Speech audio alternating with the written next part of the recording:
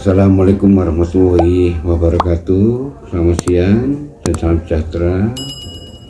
Semoga saudara-saudaraku, sahabat-sahabatku semuanya dimanapun kalian berada selalu berbahagia, selalu sehat, dan senantiasa bisa mensyukuri hidup ini, baik dalam keadaan suka maupun duka, baik dalam keadaan sempit maupun lapang. Saudara-saudaraku, ini penting saya buat video ini agar kita semua dalam keadaan selamat. Saudara-saudara, ini tentang pesugihan, penglarisan. Karena banyak saudara-saudara kita di sana ya, ini yang sedang melakukan itu ya, mencari jalan pintas dengan pesugihan, penglarisan segala macam ya.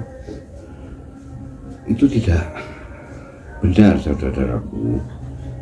Mengapa? Ya, ini ada akibat pengorbanan yang tidak seharusnya, karena ini menyangkut hidup kita dunia maupun akhirat. Ini saudara-saudara,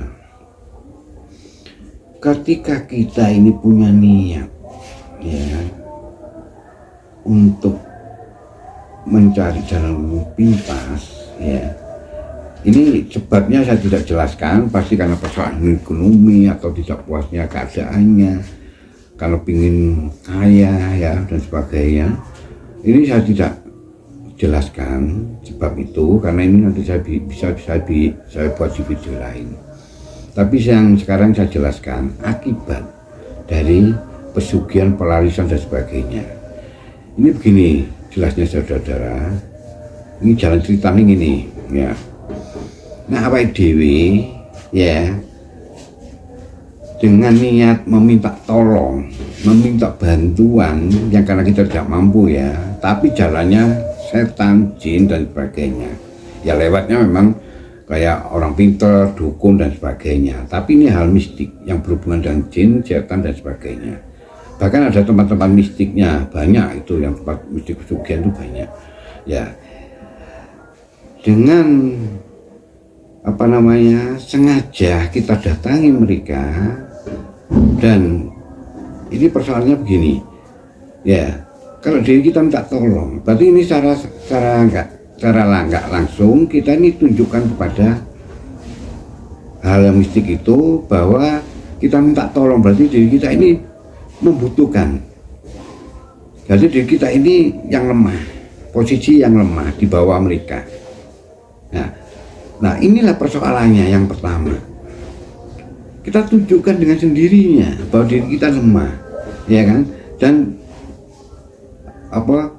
makhluk-makhluk gaib itu kita anggap sesuatu yang bisa menolong kita, sesuatu yang di atas kita, sesuatu yang sesuatu yang hebat lah. Nah, padahal jin, setan dan sebagainya ingin menggoda kita karena posisi kita sulitnya, karena iman kita, derajat kita yang lebih tinggi, kedudukan kita yang lebih tinggi. Jadi di atas mereka tidak mudah, walaupun mereka itu gaib ya. Tapi kalau dengan niat kita ingin meminta bantuan kepada mereka, lah berarti kita tunjukkan secara nggak sadar. Ini yang pertama, poin yang pertama, kesalahan kita, kesalahan yang fatal. Nah, posisi kita tunjukkan secara langsung kita tunjukkan oleh diri kita sendiri, posisi kita lemah. Nah ini mudah untuk dikuasai. Kedua, kita datangi ke tempat itu. Nah, kalau kita datangi dengan sengaja, kita datangi, berarti kita tidak menyadari bahwa kita ini sudah siap untuk memberikan diri kita, sudah siap untuk menyerahkan diri kita. Ya pastilah setan, jin dan sebagainya itu pasti ada kepentingannya, ada pamrih. Manusia aja yang punya perasaan masih ada pamrih, apalagi jin, setan itu tidak ada perasaan, dan hidupnya kan hanya nafsunya saja. Nah, dengan sukarelanya, dengan kesudian kita datangi ke sana ke tempat itu, berarti kita ini memang sengaja membawa diri kita serahkan kepada mereka dengan keinginan kita sendiri untuk mendapatkan harta supaya kita kaya, kita sugih, jual kita laris. Jadi budaya mereka karena mampu untuk memberikan itu, karena mereka goib, yang nggak masuk akal. Dia kerjakan yang memang nggak masuk akal, dia bisa. Nah, tapi seperti yang saya katakan tadi, mereka itu tidak mungkin murni menolong kita. Mereka tidak ada jiwa ke situ menolong kita. Mereka ingin menguasai kita dari dulu, tapi tidak mampu. Karena derajat kita, karena makom kita, karena cahaya kita. Yang kita makhluk yang paling dekat dengan Allah. Yang selalu dikuasai oleh cahaya Allah. Nah, disitulah kesalahan kita. Kita pasrahkan sendiri diri kita. Kita tunjukkan sendiri kelemahan kita. Dan kita datang ke tempatnya itu, waduh, sudah langsung dicaplok, turuti. Nah, tapi kita dalam merasa hidup kita seperti biasanya. Iya, karena yang dikuasai, yang kita serahkan itu menjadi milik mereka itu bukan tubuh. Tubuh bagi jin setan itu tidak ada artinya, itu sampah. Karena hidup sesungguhnya kita kan bukan itu, kan jiwa, perlu. Itu yang punya nilai, bukan tubuh, yang punya nilai derajat yang tinggi, makom tertinggi, penciptaan tertinggi. Itu memang jiwa ruh kita. Itu menjadi rebutan. Setan itu menguasai jiwa, bukan menguasai tubuh. Kalau tubuh udah nggak penting, nggak ada nilainya. Toh nanti kita meninggal juga kita taruh tanah, kita tanam, kita berikan ke tanah. Jadi itu akhirnya kita tidak menyadari kita memang kaya, jualan kita laris, tapi jiwa kita sudah menjadi milik mereka untuk sementara, masih dalam diri kita. Tapi isi nih, karakternya, sifatnya, perbuatannya itu sudah bukan jiwa kita sendiri, bukan jiwa kita lagi, tapi sudah diisi oleh mereka semua. Ya, kita tipu daya seakan-akan itu masih biasa, masih utuh, kita masih lahir batin, kita masih jiwa raga, iya. Tapi jiwa kita ini sudah milik mereka, tapi belum diambil, belum masuk di perkampungannya mereka, bukan masuk di dunianya mereka, belum masuk ke alam mereka, tapi masih melekat dalam diri kita.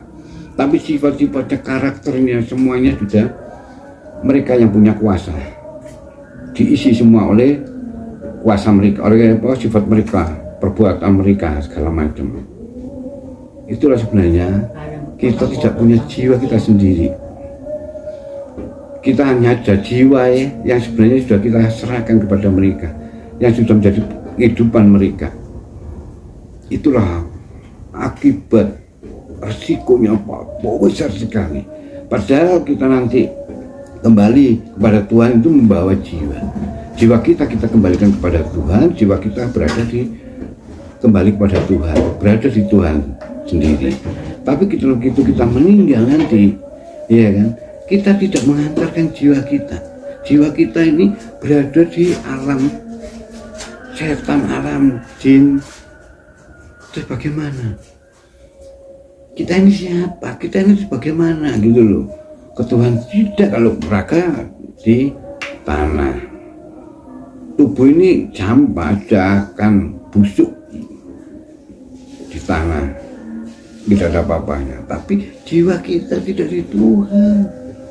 Jiwa kita selamanya berada, keberadaannya di alam jin, alam setan, menjadi hidup bersama mereka. Coba bayangkan, itu perbuatan kita sendiri. Kita sama anak saja ya, kalau anak ini keberadaannya pada tempat yang tempat yang jelek, tempat yang tidak kita inginkan, tempat yang buruk, tempat yang kita nggak bisa bayangkan bagaimana, apalagi jiwa kita keberadaannya selamanya di tempat di kehidupan setan jin, dipergunakan oleh jin, menjadi budak jin, menjadi budak setan, menjadi budak iblis. Siapa yang menolong? Yang Jawa getun buri. Kita tidak kembali kepada Tuhan, tapi kita berada dalam kehidupan jin, setan dan sebagainya. Apakah pada karena dia menjadi jin? Apakah pada dia menjadi setan? Coba nilai diri kita diagungkan, diistimewakan oleh Tuhan, paling disayangi, paling dicintai dengan keistimewaan penciptaan kita. Kita dicurahkan segalanya, dibuat kehidupan yang lebih berbeda sekali dengan kehidupan mereka. Semuanya ada alam dan sebagainya. Coba hanya karena harta. Nah, disitulah masalahnya. Padahal saat kita diuji kesempitan oleh Tuhan, sebenarnya Tuhan ini punya rencana terbaik dalam diri kita. Orang yang diuji dalam kesulitan ekonomi, dalam kesempitan harta itu sebenarnya istimewa. Karena saat manusia ini bisa menjalani, melaluinya, manusia-manusia seperti itu akan diselimuti oleh anugerah keikhlasan, diselimuti oleh anugerah kesabaran. Ini sesuatu yang tidak semua orang. Akhirnya di situ dia akan dekat dengan Tuhan. Kan anugerah keikhlasan, anugerah kesabaran itu luar biasa dibandingkan dengan anugerah yang lain. Mereka diistimewakan oleh Tuhan, ya karena derajat mereka ibaratnya dunia pangkat itu beda dewe yang diuji itu. Mereka akan diselimuti, akan munculnya anugerah kesenangan, anugerah sabaran, anugerah keikhlasan, itu keselamatan luar biasa dunia akhirat. Tapi mereka tidak bisa menerima keadaan itu. Mereka berontak, malah melarikan diri, datangi jin, setan, iblis. Dia datangi, ya memang cara lahirianya, formatnya dukun, orang pintar, tempat mistik, ya kayak biasa. Ya cuma beda dikit itu aja. Tapi itu akibat yang luar biasa. Kita di alam kematian, alam akhirat gak ada diri kita. Diri kita berada di sana, jiwa kita berada di tempat setan, di tempat jin, iblis dan sebagainya. Hati-hati saudara-saudara yang belum melakukan, jangan sampai. Kita tunggu sabar dan Tuhan. Kalau sudah dengan sabar, Tuhan itu memberi kemudahan. Setahun, 2 tahun, bisa jadi terus kita ini tahu-tahu harta mulai banyak, mulai jalan, kemudahan, segala mudah. Kita nggak sabar sih, 1 tahun, 2 tahun, 3 tahun itu kayak 1 hari aja. Begitulah saudara-saudara, ini perlu saudara ingatkan kepada saudara-saudara yang lain, jangan sampai melakukan itu, karena akibatnya fatal besar sekali. Akhirul kalam, wassalamualaikum warahmatullahi wabarakatuh.